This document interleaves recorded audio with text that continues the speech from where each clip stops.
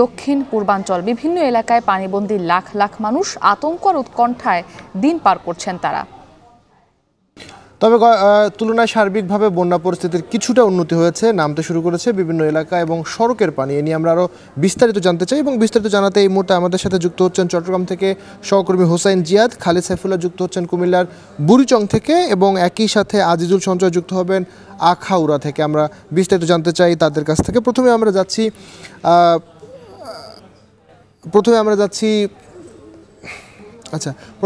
যাচ্ছি কুমিল্লা এবং সেখানকার আমরা সবশেষ জানবো। কুমিল্লা থেকে আমাদের সাথে যুক্ত হবেন খালিদ সাইফুল্লাহ। কুমিল্লার এই মুহূর্তে অবস্থা কি? আমরা যেহেতু জানছিলাম যে নোয়াখালী এবং ফেনীর পানি কিছুটা নামতে শুরু করেছে, কুমিল্লার অবস্থা একটু বলবেন।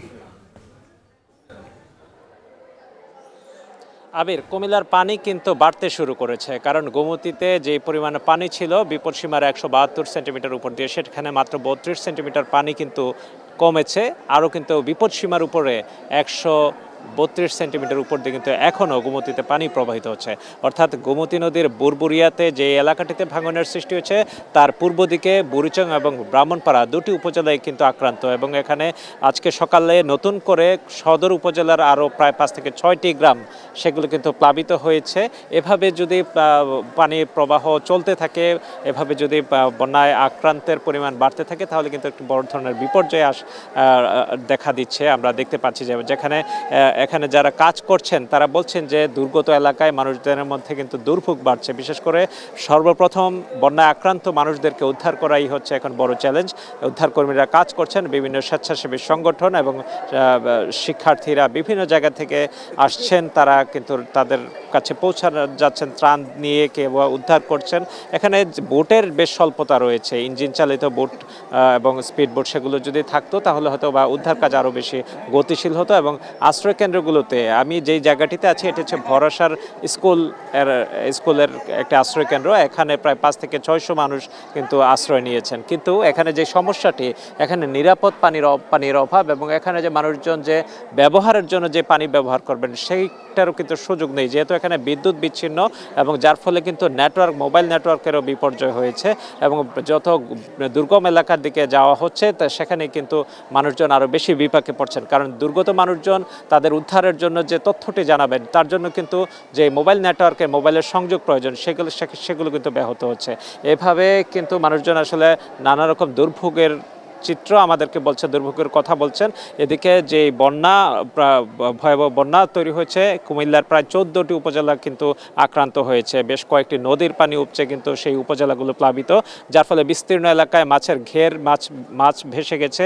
ফসলের ক্ষতি হয়েছে ব্যাপকভাবে, কারণ আমনের একটি মৌসুম ছিল এবং কুমিল্লার বিস্তীর্ণ এলাকায় কিন্তু সবজি উৎপাদন হয়ে থাকে, সেগুলো কিন্তু মারাত্মকভাবে ক্ষতিগ্রস্ত হয়েছে। তো এইভাবে আসলে বন্যার যে ভয়াবহতা আমরা দেখছি, যে গোমতীর পানি সেটি যদি আসলে না কমে, কিংবা যেগুলো কমছে সেগুলো কিন্তু জনপদে বাড়ছে, জনপদে লোকালয়ে প্রবেশ করার কারণে সেখানে কিন্তু মারাত্মক দুর্ভোগ তৈরি হচ্ছে, দুরবস্থা তৈরি হচ্ছে।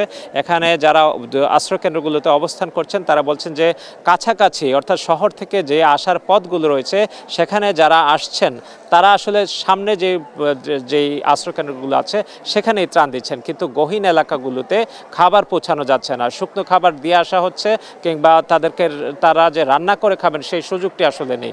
বিশেষ করে উত্তর দিকে ব্রাহ্মণপাড়া এবং বুড়িচংয়ের পূর্ব দিকের যেই জায়গাগুলো রয়েছে, শঙ্কুচাইল সহ আশেপাশের যে এলাকাগুলো রয়েছে, সেই এলাকাগুলোতে কিন্তু মানুষজন খুব দুর্ভোগে আছেন। তাদের কাছে খাবার পৌঁছানোর প্রয়োজন তারা বলছেন বিভিন্নভাবে। উদ্ধারকর্মীরা আসছেন, কিন্তু নৌকার অভাবে কিন্তু তারা আসলে তাদের কাজগুলো করতে পারছেন না। এখানে বানভাসী মানুষরা যারা বন্যা আক্রান্ত তারা বলছেন যে এখানে আসলে সরকারি সহযোগিতা আরও ব্যাপকভাবে বাড়ানো প্রয়োজন, কারণ মানুষজনকে উদ্ধার করা না গেলে হয়তো বা আরও বেশি বিপর্যয় তৈরি হতে পারে। কুমিল্লার এই এলাকায় আসলে প্রতিদিনই আমরা স্বেচ্ছাসেবীদের অংশগ্রহণ দেখছি, বেশ তারা কিন্তু তৎপর রয়েছেন, এখানে কাজ করছেন। মেডিকেল টিম আমরা একটু আগে দেখেছিলাম এসেছেন। আসলে স্বেচ্ছাসেবীরা যেভাবে কাজ করছেন, সরকারি কর্মকর্তারা, ভলান্টিয়াররাও যদি সেভাবে কাজ করেন, সবাই মিলে আসলে এই পরিস্থিতিতে হয়তো বা মানুষের দুর্ভোগ কিছুটা হলেও কমাতে পারবে, এটাই মনে করছেন এখানকার মানুষজন। কুমিল্লার এই গোমতী পাড়ের বন্যা পরিস্থিতি নিয়ে এই ছিল আমার কাছে সবশেষ খবর। কুমিল্লা থেকে এবারে আমরা যাচ্ছি চট্টগ্রামে, সেখানে রয়েছেন সহকর্মী হোসেন জিয়া। জিয়া, জানাবেন, আমরা দেখছিলাম কুমিল্লার পানি বেড়েছে, যদিও ফেনীর পানি কিছুটা কমেছে। চট্টগ্রামের কি অবস্থা, এবং এই মুহূর্তে আরেকটি ব্যাপার জানাবেন, যারা আটকা পড়া রয়েছেন তাদের উদ্ধার এবং ত্রাণ কার্যক্রমের সবশেষ কি তথ্য আছে আপনার কাছে?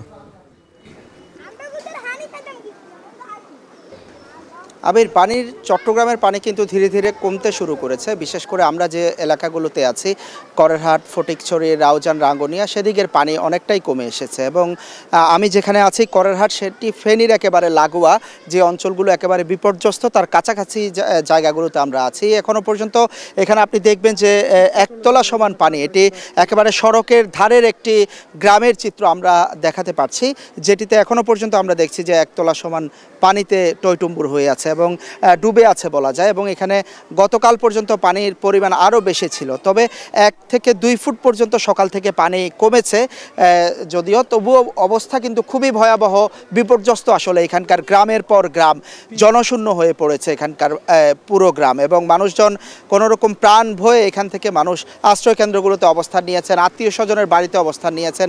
দিনের বেলা হয়তো কেউ কেউ এসে ঘরের আসবাবপত্রগুলো নিয়ে যাওয়ার চেষ্টা করছেন, দেখার চেষ্টা করছেন, কিন্তু রাত নামলেই গুটগুটে অন্ধকার, বিদ্যুৎহীন, রান্নাবান্না নেই, সুপেয় পানি নেই, একরকম হাহাকার আমরা দেখতে পাচ্ছি। এবং এর ভেতরের দিকে যে গ্রামগুলো, বিশেষ করে শুভপুর এলাকা, সেখানে বল্লভপুর থেকে শুরু করে ছাগলনাইয়ার আশেপাশে যে এলাকাগুলো রয়েছে ফেনীর, সেখানকার মানুষ কিন্তু শরণার্থীর মতো এই রাস্তা ধরে কিন্তু ছুটে আসছেন। তারা সেখানকার অবস্থা বলছিলেন যে সেখানে কিন্তু দোতলা পর্যন্ত, দোতলার ছাদে গিয়ে শত শত মানুষ এখনও উদ্ধারের অপেক্ষায় আছে। এক ফোঁটা পানির জন্য, একটু ত্রাণের জন্য হাহাকার চলছে। যদিও আমরা গতকাল থেকে দেখছি অসংখ্য মানুষ সারা দেশ থেকে, বিশেষ করে তরুণরা নানান জায়গা থেকে তাদের সাধ্যমতো শুকনো খাবার, ত্রাণ নিয়ে এই জায়গাগুলোতে প্রবেশ করার চেষ্টা করছেন, নৌকাগুলো নিয়ে যাওয়ার চেষ্টা করছেন। সেটি কিন্তু একেবারেই অপর্যাপ্ত, এবং যে এলাকাগুলোতে এখনও দোতলা সমান পানি, মানুষ ডুবে আছে, সেই জায়গাগুলোতে আসলে তারা পৌঁছাতে পারছেন না। এবং সেখানকার মানুষের কাছে এখন ত্রাণ পৌঁছানো কিংবা উদ্ধার কাজ চালানো এখনও অনেক জায়গায়, আমরা যেই জায়গাগুলোর নাম বলেছি, বিশেষ করে ফেনী, ছাগলনাইয়ার কাছাকাছি, সেই জায়গাগুলোতে সম্ভব হচ্ছে না। পুরুষরা কোনো রকম মাইলের পর মাইল হেঁটে কিছু জিনিসপত্র নিয়ে হয়তো এই জায়গা পর্যন্ত আসতে পারছেন সামর্থ্যরা, কিন্তু নারী, শিশু, বৃদ্ধদের অবস্থা একেবারেই অসহায় সেই জায়গাগুলোতে। এবং সেখানে কি পরিমাণ ক্ষয়ক্ষতি আসলে হয়েছে সেটি এখনও পর্যন্ত জানা সম্ভব হয়নি, কারণ সেখানে মোবাইল নেটওয়ার্ক নেই। দেশের নানা প্রান্ত থেকে স্বজনরা এখানে পর্যন্ত আসছেন তাদেরকে উদ্ধারের জন্য, কিন্তু এখানে আসার পর তাদের সাথে যোগাযোগ করা আসলে সম্ভব হচ্ছে না কারো পক্ষে। আপনি নিশ্চয়ই দেখছেন যে ত্রাণ বা আসবাব, সামান্য আসবাব যেটি ছিল ঘরে, সেটি এইভাবে মাথায় নিয়ে, কাঁধে করে নিয়ে মাইলের পর মাইল হেঁটে হেঁটে আসলে সবাই আসছেন। কেউ কেউ বলছিলেন যে সাঁতরিয়ে তারা কোনো রকম যখন মাটির নাগাল পেয়েছেন তখন থেকে তারা হাঁটা শুরু করছেন। এবং যেটি আমরা বলছিলাম যে চট্টগ্রামে কিন্তু এই পর্যন্ত বন্যায় প্রায় 5 জনের মৃত্যুর খবর আমরা নিশ্চিত হয়েছি। জেলা প্রশাসন যেই খবর আমাদেরকে দিয়েছে তাতে এখনও পর্যন্ত 119টি আশ্রয়কেন্দ্রে প্রায় 14,000 মানুষ অবস্থান নিয়েছে, এবং প্রায় 2,60,000 মানুষ চট্টগ্রাম এবং আশেপাশের ইউনিয়ন এলাকাগুলোতে পানিবন্দী অবস্থায় আছে। আবির, আমরা চট্টগ্রামের খবর শুনছিলাম, এবারে আমরা যেতে চাই ব্রাহ্মণবাড়িয়া, অর্থাৎ আখাউড়ার গাজীর বাজার থেকে যুক্ত হয়েছেন সহকর্মী আজিজুল সঞ্চয়। সঞ্চয়, একই রকম অবস্থা আমরা চট্টগ্রামেও দেখছি, পানি কোথাও কমেছে, কোথাও এখনও পর্যন্ত রয়েছে। বিশেষ করে ব্রাহ্মণবাড়িয়ার অবস্থা, আপনি যেখানে আছেন সেখানকার পরিস্থিতি জানাবেন, এবং একই সাথে যারা আটকা পড়েছে তাদের ত্রাণ কার্যক্রম ব্যাহত হচ্ছে কিনা সেটিও বলবেন।